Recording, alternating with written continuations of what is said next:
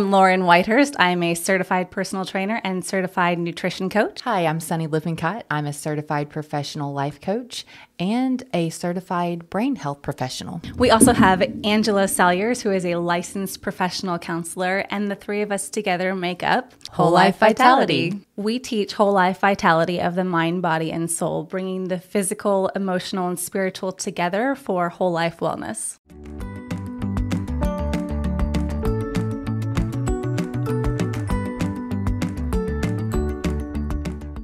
Welcome back. Hello, hello. Oh, Sunny had the most amazing quote for us this morning. As she was reading her book.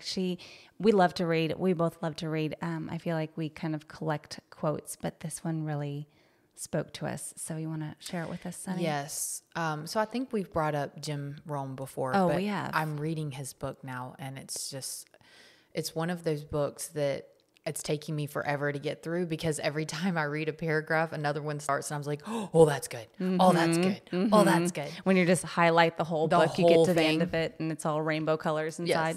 Yes. So he said, "It is not what happens that determines the major part of your future. What happens to us all. Mm-hmm.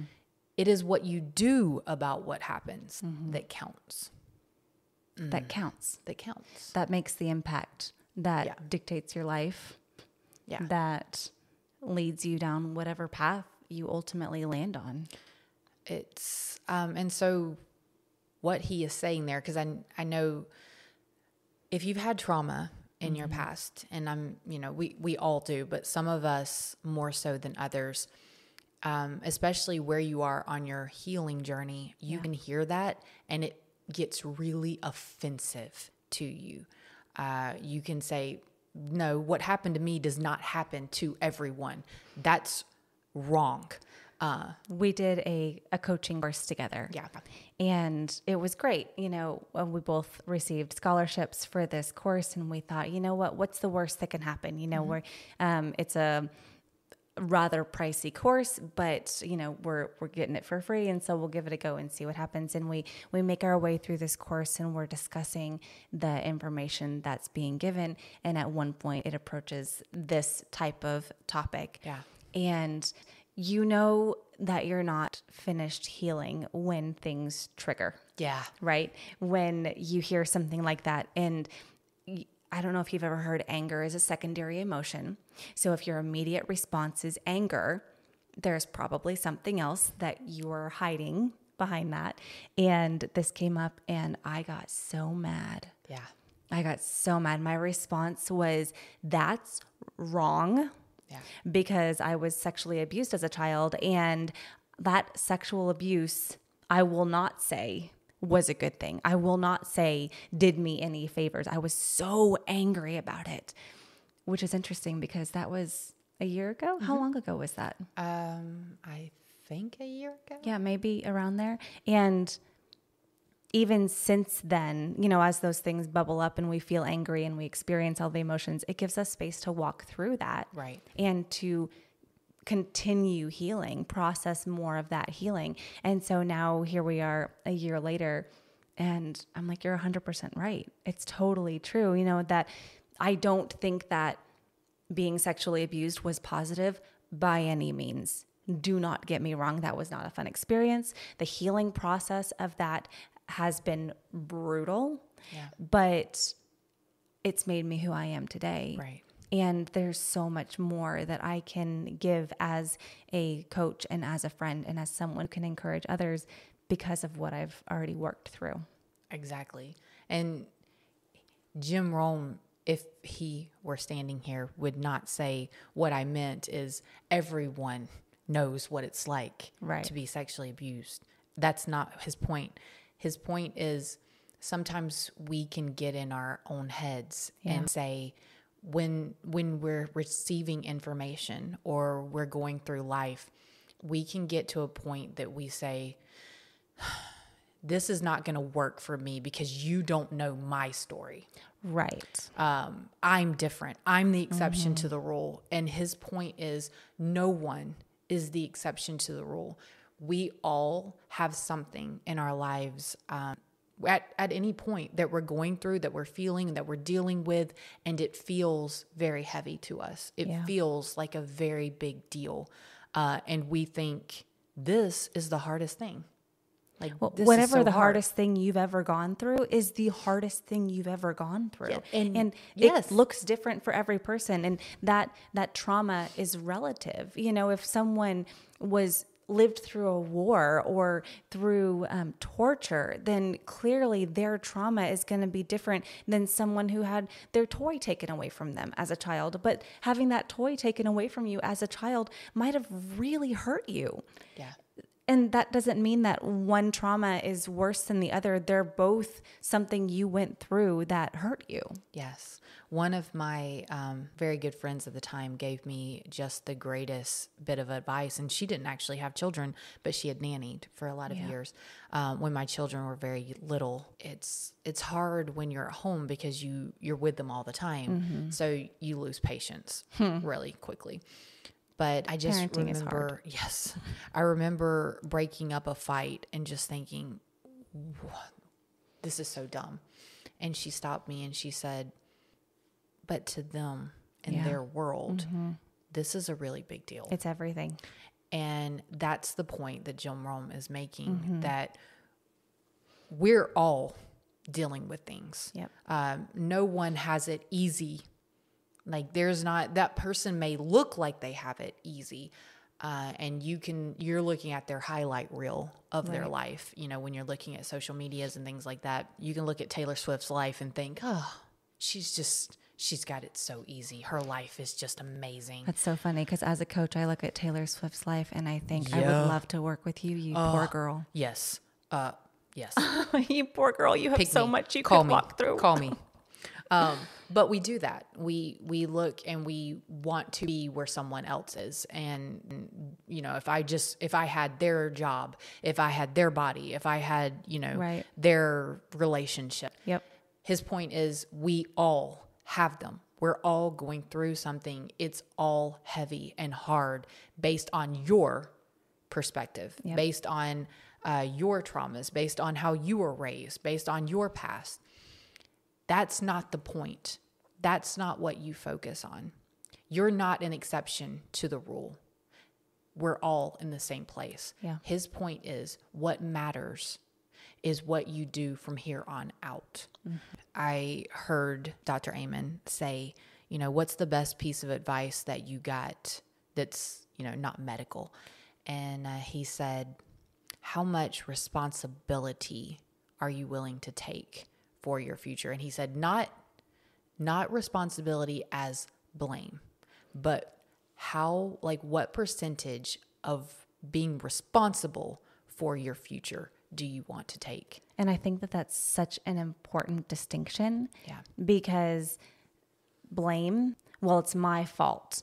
I did this to me. It's my fault. Or it's not my fault. Right. I have a mental illness and it's genetic and it's not my fault. Yeah. You know, like how much responsibility do you want to take for your outcome, for where you go from here? Do you want to say, you know what, I'm going to be completely hands off and we'll see where the pieces lie, you know, just toss it out there and see what happens? Or do you want to be really proactive and take a active role in your own life, in your own healing? Do you want to adjust the outcome for maybe something that you can control? Yes.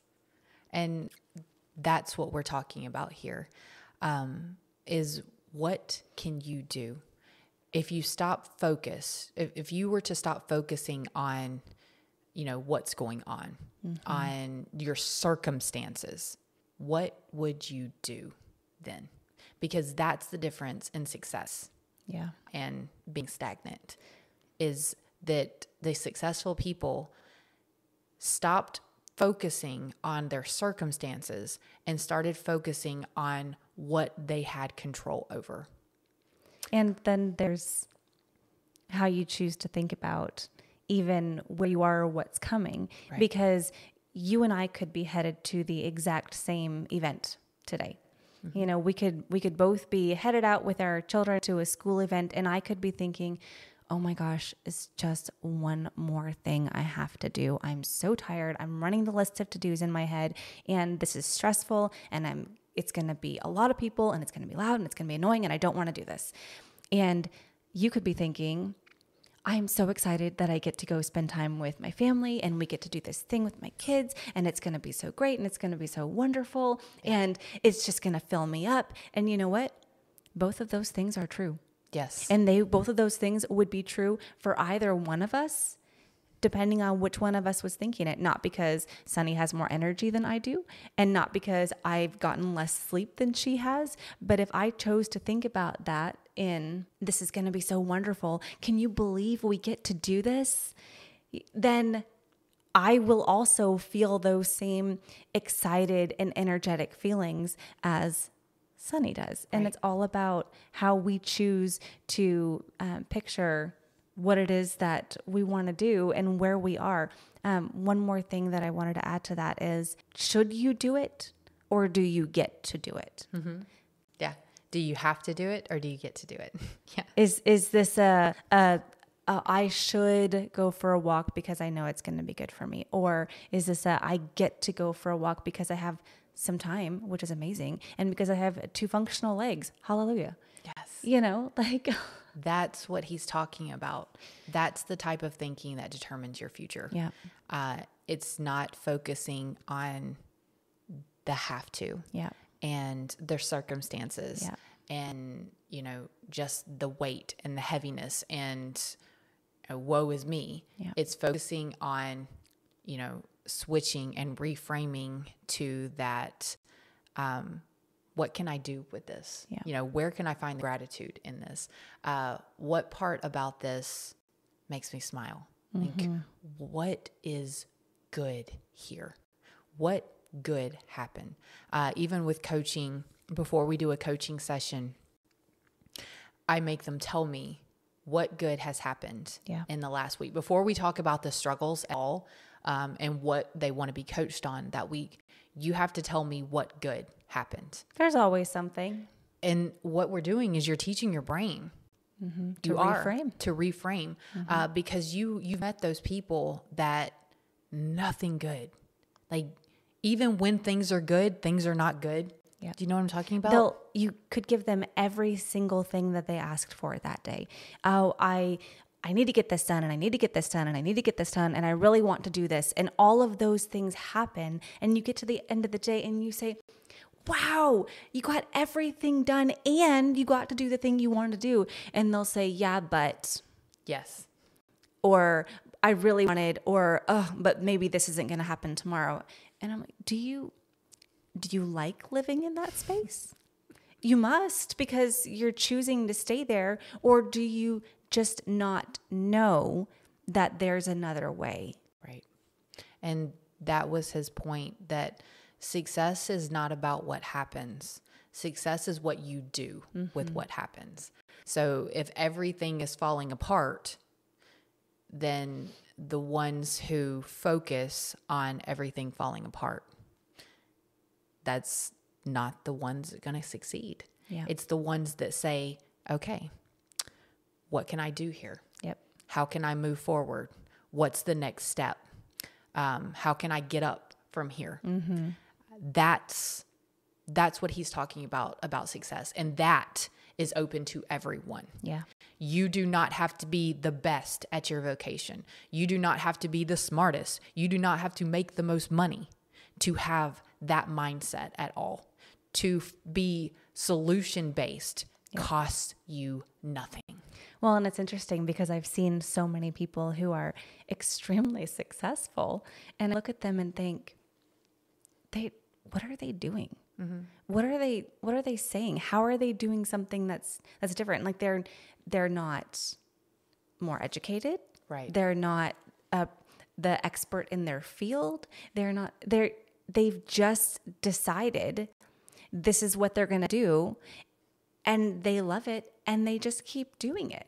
And no matter people what, love to see that. No matter what, when the problems come up, they say, what can I do about There's this? a solution. There's a solution. There's a solution What is to that, everything. That quote, I cannot remember who it is, but she said everything is figure outable. Oh, yes. Absolutely. And that is what we're talking about for the rest of this week. When things come up. They will. They will. I didn't say if. I said when. When things come up. If you were to just stop this week, do this for us, just this week, say, everything is figure outable. Yep. What can I do here? The sky is the limit. Instead of panicking, instead of hitting the panic mode and saying, this is not going to work out, this is the worst thing ever, if you were to stop before you said all of that, you might feel it, but before you say it, say, okay, everything is figure outable. What can I do about this? Then instantly you're teaching your brain to look for a solution. And you're telling your brain there is a solution. And your brain wants to be solution minded. And so when you ask your brain questions, it will immediately start giving you answers. Yeah. And if you say, this sucks, your brain's like, okay, I guess we're going to sit here in the suckiness. It does suck. But if you say, what's a way I can make this better? Then your brain will be like, oh, well, I have some information for you. Let me give you this too. It's all there. Huge. This is huge. The reticular activating system in your brain, your RAS. It's constantly trying to find outside of you, like the truth at which you're thinking. Yep. So, when you say those things, it sucks. Your brain is going to make you focus on everything that sucks. It'll tell you why you're right. Yes, exactly why. But it will do the exact opposite as well. Yep. This is wonderful. Oh, great. Sure. Let me tell you why it's wonderful. Or I'm going to figure this out. That's a huge step. Yep. Even just saying that. So for this week, because we're coaches and we always give homework. That's true. We always do. For this week, this is the homework we want you to do.